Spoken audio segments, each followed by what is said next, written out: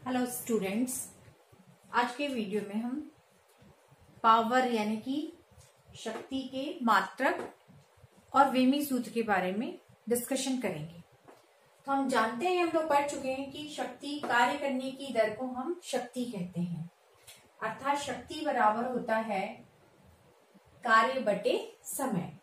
तो हम ये भी पढ़ चुके हैं कि कार्य का एसआई मात्रक क्या होता है, जूल, और समय का एसआई मात्रक होता है सेकंड। और इस प्रकार से यदि कार्य 1 जूल हो, समय 1 सेकंड हो, 1 सेकंड में मशीन द्वारा किया गया कार्य 1 जूल है, तब उस मशीन की शक्ति को हम 1 वाट कहते हैं। राइट? तो ये जो है 1 जूल पर 1 सेकंड जो होता है वो 1 वाट के इक्वल होता है। ये हो गया एसआई मात्रक। राइट? अब उसके बाद में हम सीजीएस मात्रक देखते हैं। यहीं पर कार्य का सीजीएस में होता है मात्रक होता है अर्ग, समय का सेकंड। मशीन द्वारा 1 सेकंड में किया गया कार्य यदि 1 अर्ग है, तब उसकी शक्ति जो होती है या सीजीएस मात्रक उसका सिर्फ ओनली होता है, यहाँ पे एक स्पेशल नहीं कहा गया, ओनली सीजीएस मात्रक होता है अर्ग प्रति सेकेंड।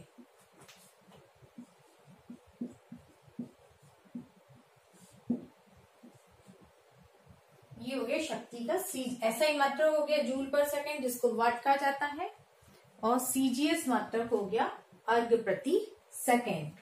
यदि इनमें हमको संबंध स्थापित करना है,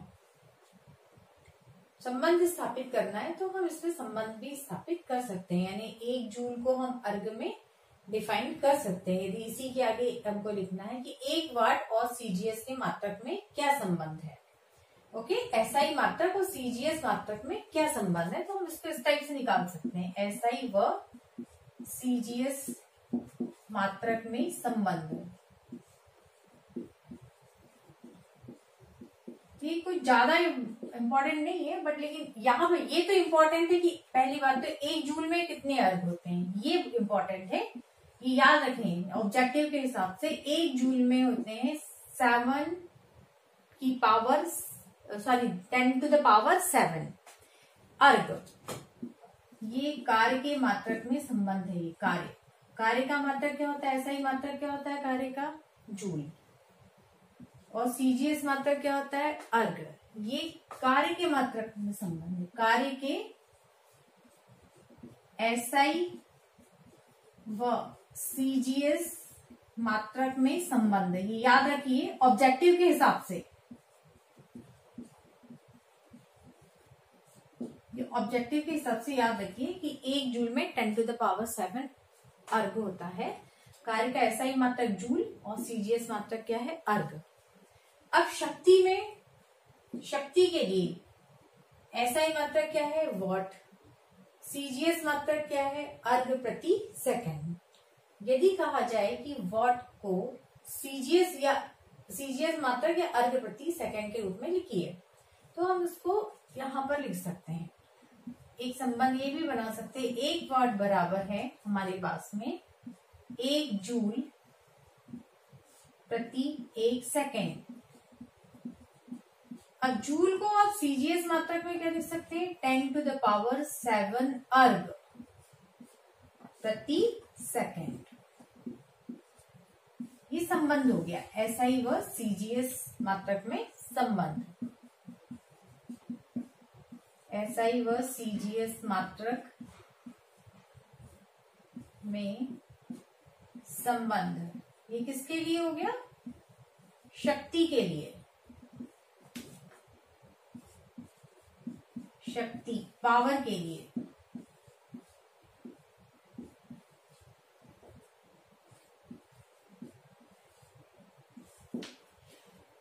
और कार्य के लिए 1 जूल में 10 to the power 7 अर्ग, और शक्ति के लिए 1 वाट में 10 to the power 7 अर्ग प्रति सेकंड होता है। ठीक है, तो ये सिंपल हो गया, रिलेशन हो गया, ये हटकर हो गया थोड़ा सा, लेकिन हम सिर्फ शक्ति के मात्रक पर ध्यान दें तो शक्ति का मात्रक क्या होता है, वाट होता है।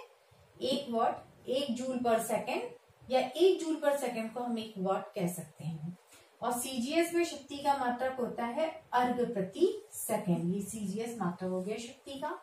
शक्ति के अन्य मात्रक भी होते हैं, अन्य मात्रक भी होते हैं, किलोवाट, मेगावाट, ये अन्य मात्रक हैं। 1 किलोवाट में होता है 1000 वाट, यानी 10 to the power 3 watt. Okay, 1 megawatt में होता है 10 to the power 6 watt. Okay, और सबसे प्रचलित मात्रक है ये जो हम लोग लिखने जा रहे हैं, शक्ति का सबसे प्रचलित मात्रक ये होता है हॉर्स पावर। शक्ति का सबसे प्रचलित मात्रक इंग्लिश में बोलते हैं एचपी। सुना होगा आपने, मशीन ये इतने एचपी की है, यानी कि इतने हॉर्स पावर की है, जिसको कि हम कहते हैं हॉर्स पावर, यानी कि अश्व शक्ति।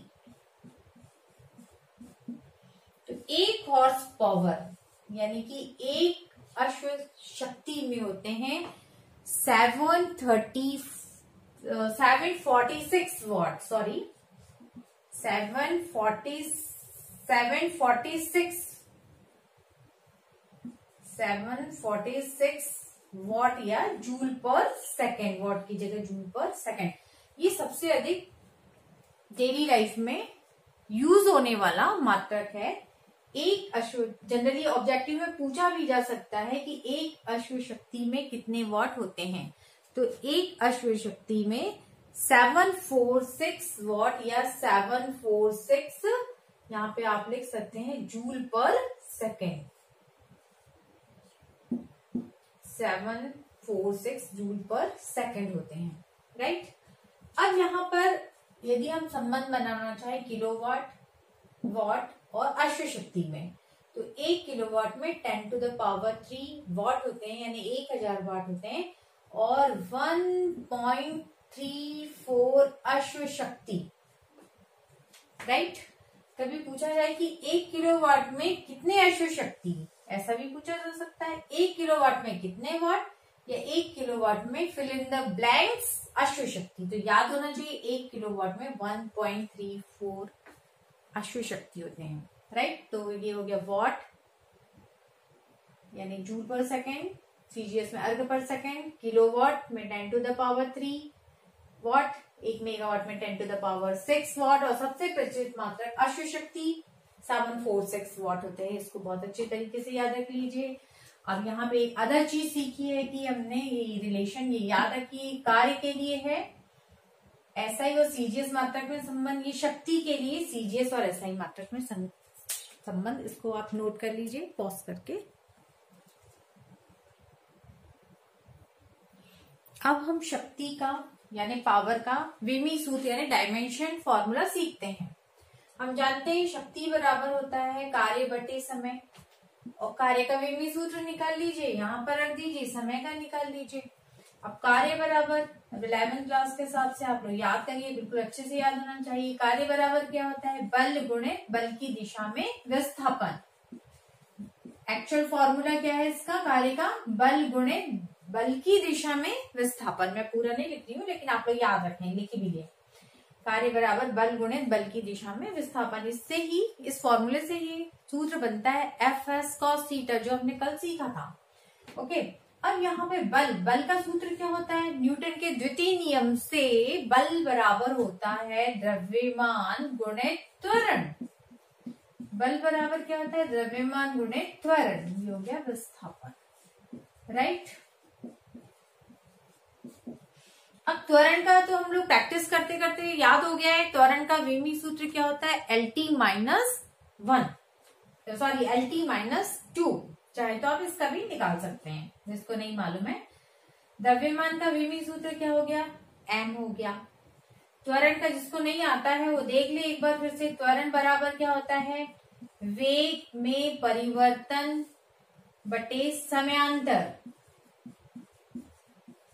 वेग में परिवर्तन बटे समयांतर। और वेग बराबर क्या होता है, वेग बराबर क्या होता है यहाँ पर, विस्थापन बटे समयांतर। वेग बराबर होता है विस्थापन बटे समयांतर, और समयांतर यहाँ पे ये समयांतर है, वेग का हो गया विस्थापन बटे समयांतर, तो यहाँ पर समयांतर की पावर हो गई 2, वेग का विस्थापन बटे समयांतर, और ये समयांतर नीचे, तो इसकी पावर होगी 2। अब विस्थापन एक प्रकार की क्या है, लंबाई, दूरी है। विस्थापन एक निश्चित दिशा में तय की गई दूरी है विस्थापन। तो यहाँ पर एक प्रकार की लंबाई है, इसलिए इसकी विमा क्या हो जाएगी, L, समय की T, तो इस यहाँ पे T की पावर कितनी होगी, 2 हो गई। इस प्रकार से त्वरण का विमी सूत्र हो गया L T -2, जो कि आपको डायरेक्ट याद होना चाहिए। तो इस प्रकार से कार्य बराबर हमने क्या लिखा, बल गुणित विस्थापन, बल बराबर द्रव्यमान गुणित त्वरण गुणित विस्थापन। द्रव्यमान की विमा है m, त्वरण की है LT -2, और विस्थापन की फिर से L। और इस प्रकार से फाइनल कार्य का विमी सूत्र हो गया, m की विमा होगी, m की डायमेंशन होगी 1, L की होगी 1 + 1 2, एंड T की होगी -2। और इस प्रकार से डायमेंशन फॉर्मूला कार्य का यदि आता है तो ये बन गया आपका। अब यहाँ शक्ति में कार्य बटे समय कार्य का लिख दीजिए, m, L की विमा 2, T की होगी -2, और नीचे यहाँ टाइम की फिर से T हो गई। और इस प्रकार से इसको सॉल्व करके हम लिखते हैं, ये हो गया m, L की विमा होगी 2, T की ऊपर गया तो ये होगी T की डायमेंशन या विमा हो गई -3। इस प्रकार से ये हो गया आपका विमी सूत्र शक्ति का, m की डायमेंशन 1, L की डायमेंशन 2, एंड T की डायमेंशन होगी -3। Okay, that's all. ये डायमेंशन फॉर्मूला अच्छे से आप इसको निकालना सीख लीजिए। ओके।